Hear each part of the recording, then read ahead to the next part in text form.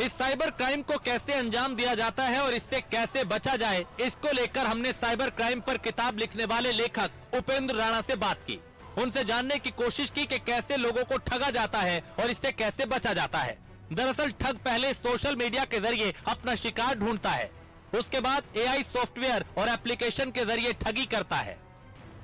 एक software AI, ये एक ऐसा सॉफ्टवेयर है जिसके चलते लोगों को रोजाना हजारों लोगों को लाखों और करोड़ों रुपए का चूना लगाया जा रहा है, उनको ठगी का शिकार बना लिया जाता है।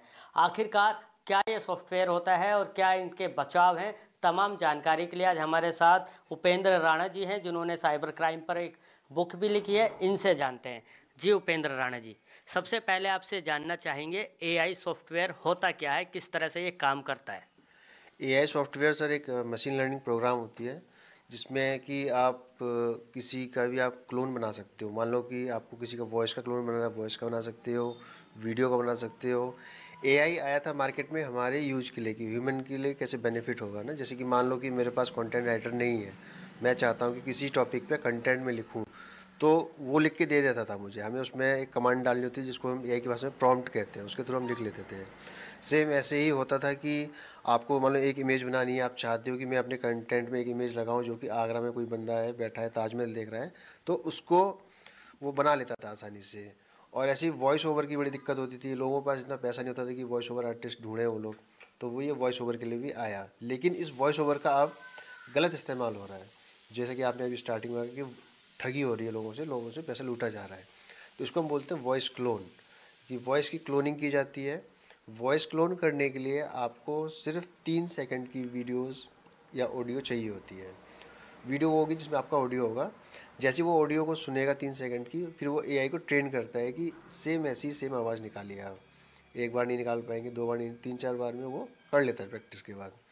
उसके बाद सर वो जो आप वॉइस कॉल आती है या नॉर्मल कॉल आता है या वॉइस मैसेज आते हैं आपके पास या वॉइस मेल आती है, उसके थ्रू ठगी होती है।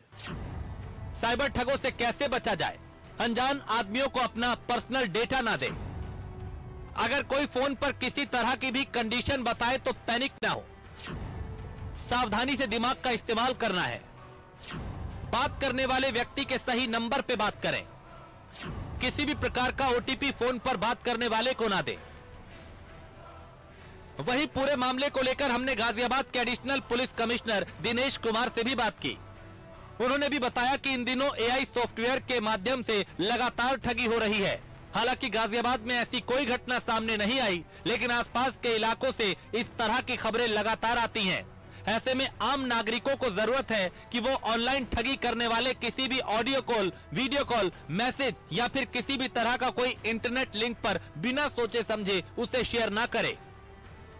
हमारा पहला प्रायोरिटी रहता है जैसे भी तुरंत हम लोग उसका जो पैसे जो गया है ऑनलाइन अकाउंट्स में उसको तुरंत फ्रीज करें, ताकि हम बाद में उसको उनके जो विक्टिम को कोर्ट के माध्यम से रिलीज भी कराएं। ये हमारा पहला प्रायोरिटी रहता है। दूसरा प्रायोरिटी तत्काल उसका एफआईआर दर्ज हो और उसके बाद जो कई सारे जो प्रॉक्सी लेयर्स के बाद पीछे जो अपराधी बैठा हुआ है उन तक हम पहुँचें।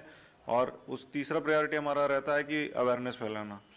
तो इसमें काफ़ी समय पे मीडिया की भी मदद ली जाती है कि किस तरह से नए नए फ्रॉड्स कर रहे हैं, कैसे कर रहे हैं और उसे बचना कैसा है।